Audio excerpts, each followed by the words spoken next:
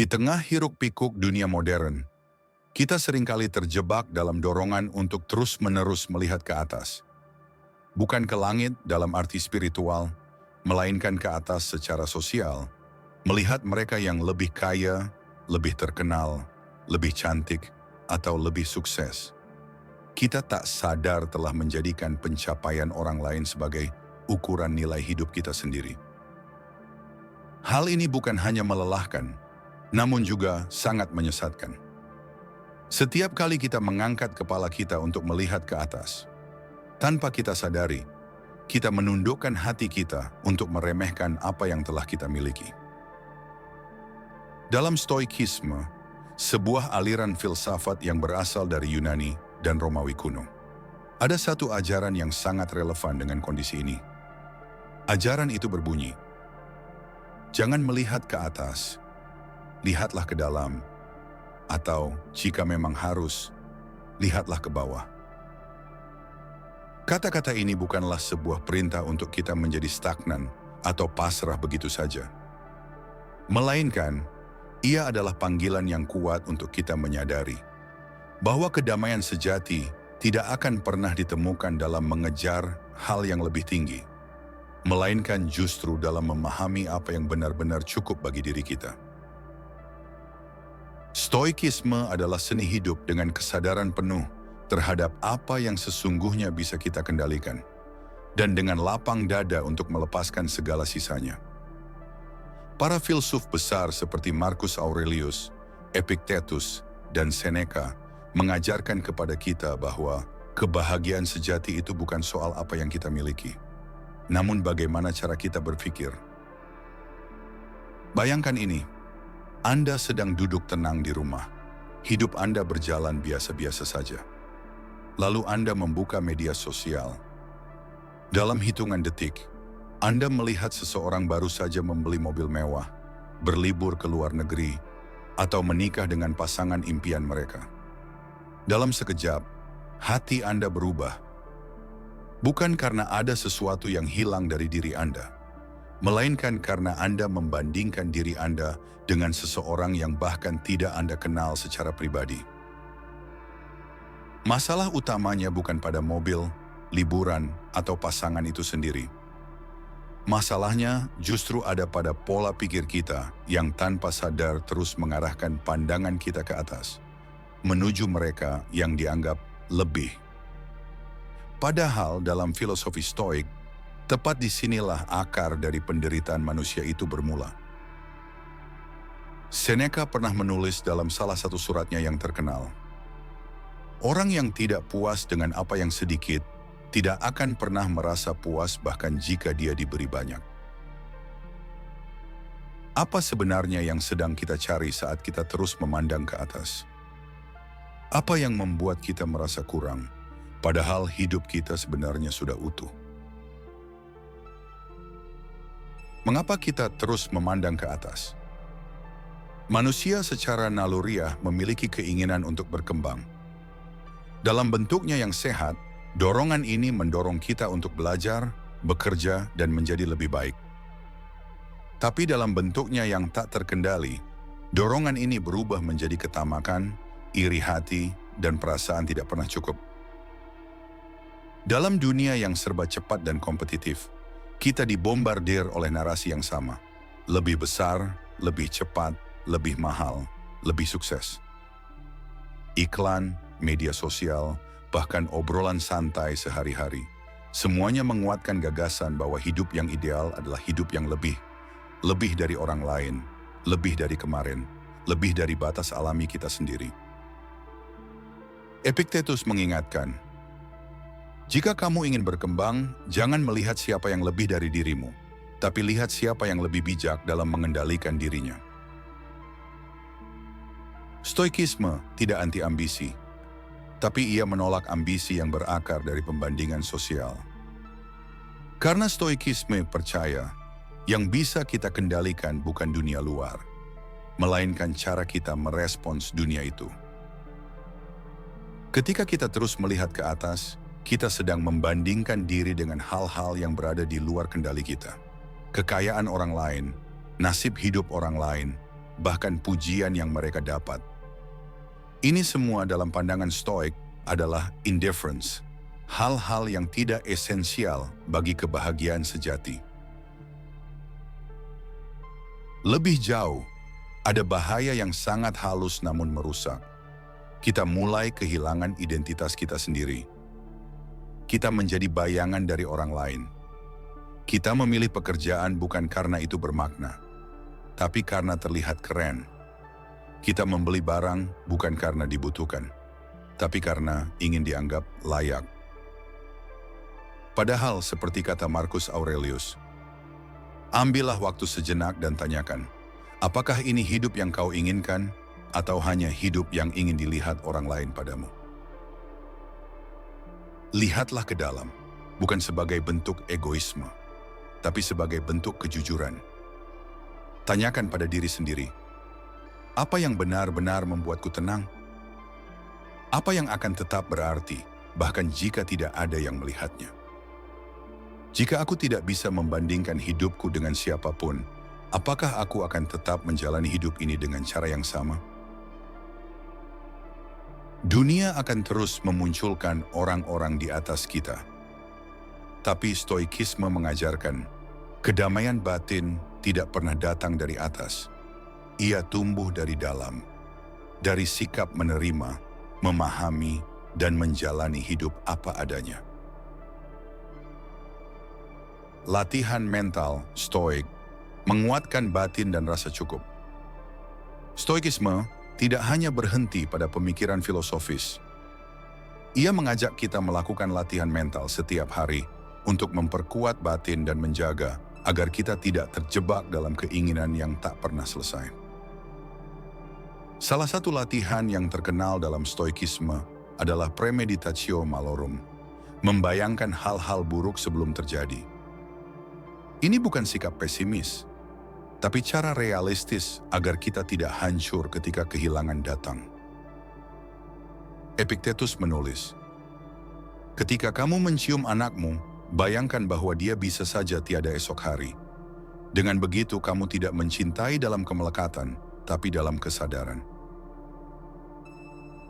Dalam konteks kita sekarang, latihan ini bisa diterapkan dengan sederhana. Bayangkan jika hari ini kamu kehilangan pekerjaanmu, apa yang masih bisa kamu lakukan? Bayangkan jika kamu kehilangan akses ke media sosial, apakah kamu masih bisa merasa cukup?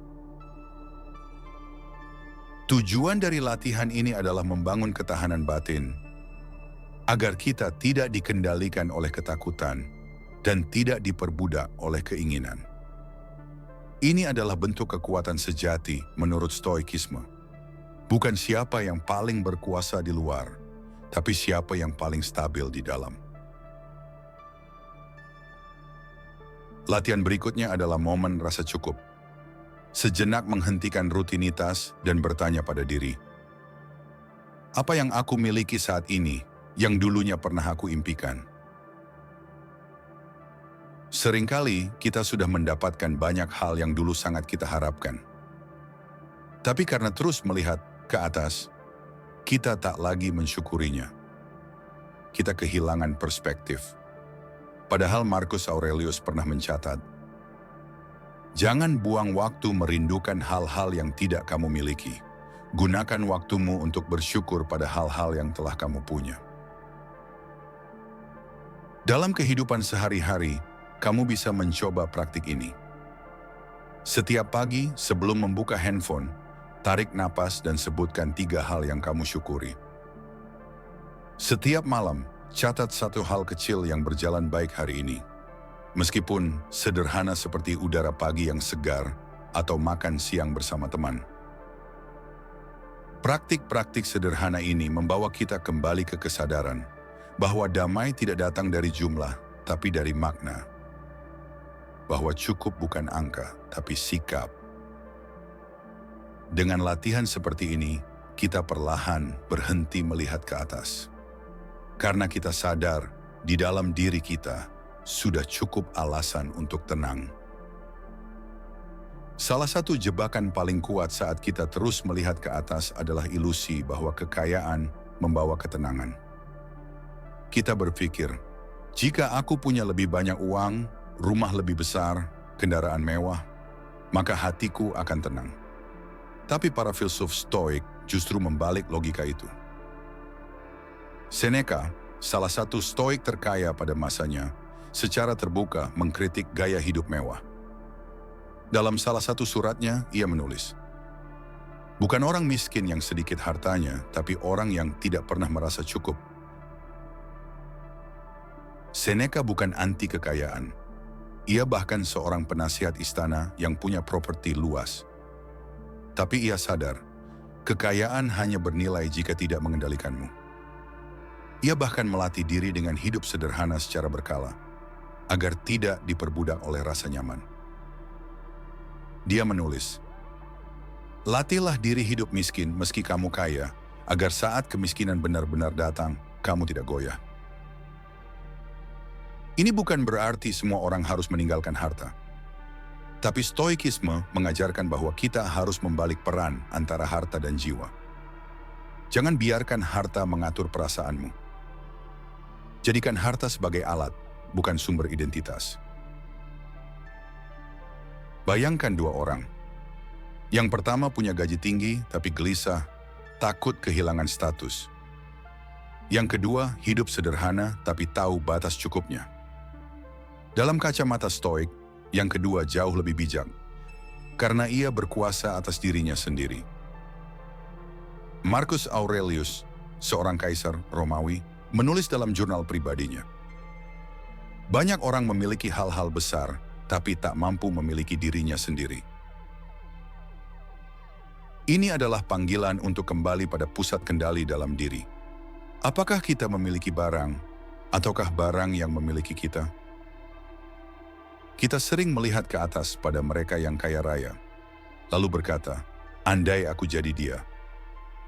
Padahal mungkin, jika kita berada di posisi mereka, kita akan lebih gelisah, lebih iri, lebih kehilangan arah, karena tidak siap menanggungnya.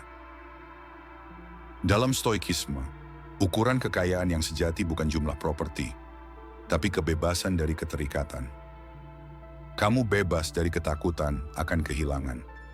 Kamu bebas dari ketergantungan pada validasi orang lain. Dan disitulah letak keheningan batin yang sesungguhnya. Ketika kamu bisa berdiri di tengah dunia yang sibuk, tanpa iri, tanpa pamer, tanpa takut kehilangan. Kita hidup di zaman yang mengagungkan pencapaian.